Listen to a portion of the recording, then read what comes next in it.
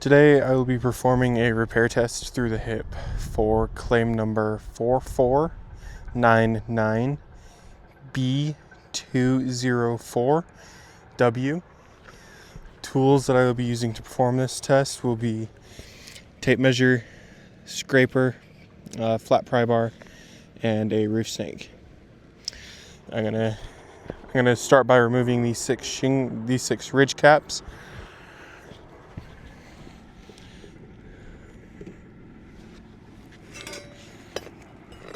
I'm gonna start with flat bar, and then I'm gonna rip this first one so I can access the nails underneath.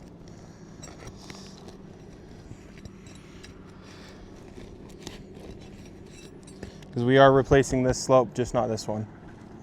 So these ridge caps will be replaced.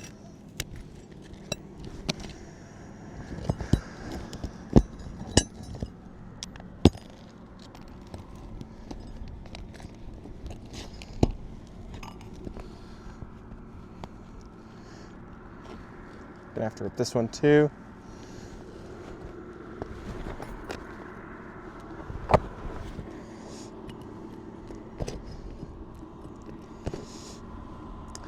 So already, just after removing that first ridge cap,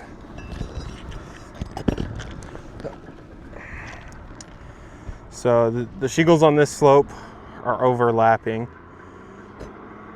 So already I'm gonna have to manipulate these shingles more than I would if this was tucked under. But I'm gonna continue with the test. But I am gonna be a little more gentle now that I know that this shingle is tied into the ridge cap more than I thought.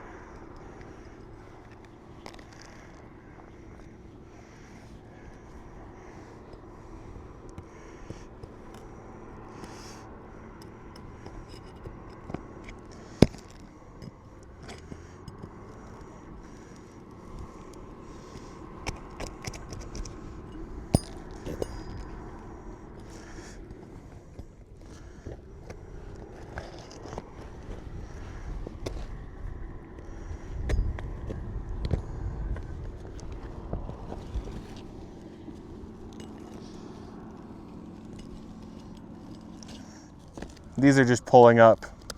I'm not putting a whole lot of pressure on that, but that just pulled right up. So these are already super brittle as it is. Pulled up the nails too.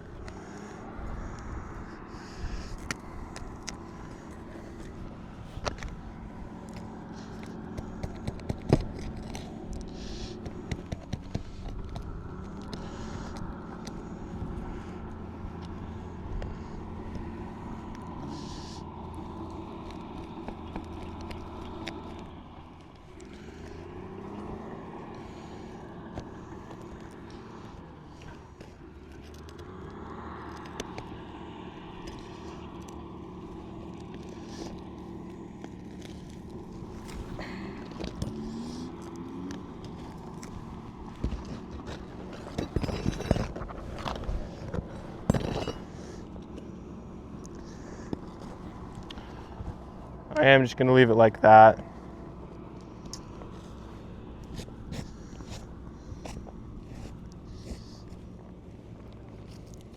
So there's a single layer.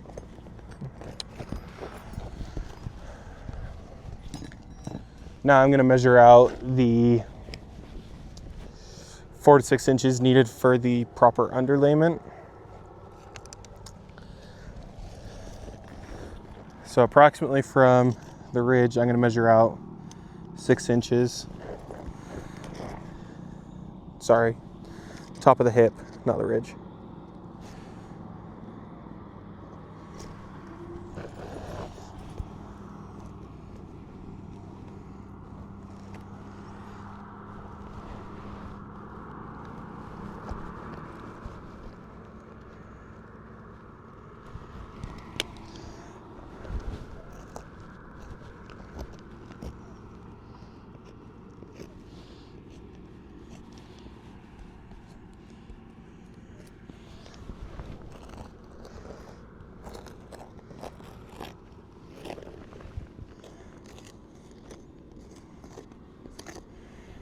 So now that I have this exposed, I'm going to continue with this test by pulling all the nails out of each of these shingles. I'm going to use the roof snake to do that.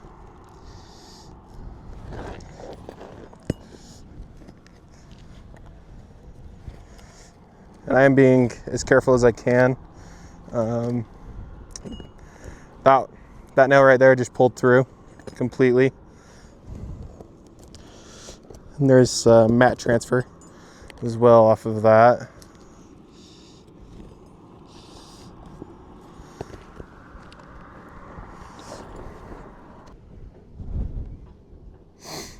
So I don't know where my video paused, but to recap, I got all of the ridge cap off of this hip.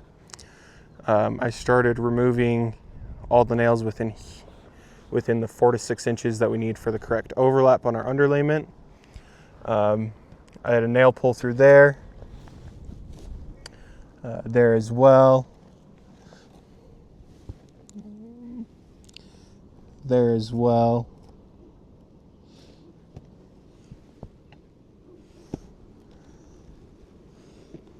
There's a nail left over from where it pulled through. And then here is the shingle that completely released. So there's where it pulled through, as well as right there. I'm going to show some more of these things to show why I would not repair this, and why I would replace this. So not only do I have a bunch of pull throughs on multiple rows of shingles, there's mat transfer just all throughout, and then I'm going to have to pull those 2 nails to get within my 4 to 6 inches.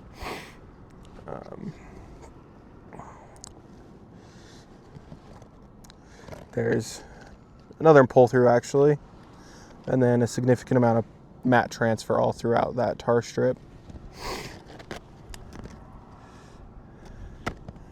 Then show more of the mat transfer. There's some more. Let's come up here. So I had to pull through there as well. And then it looks like this shingle itself, well, from here up the rest of the way, it looks like it was tied into the ridge cap. So we're gonna have to manipulate each one of these shingles. At least from here up, we're gonna have to manipulate it even more than we normally would if it was just like this. Because there is a little bit of granule loss. You can kind of see the condition of these shingles.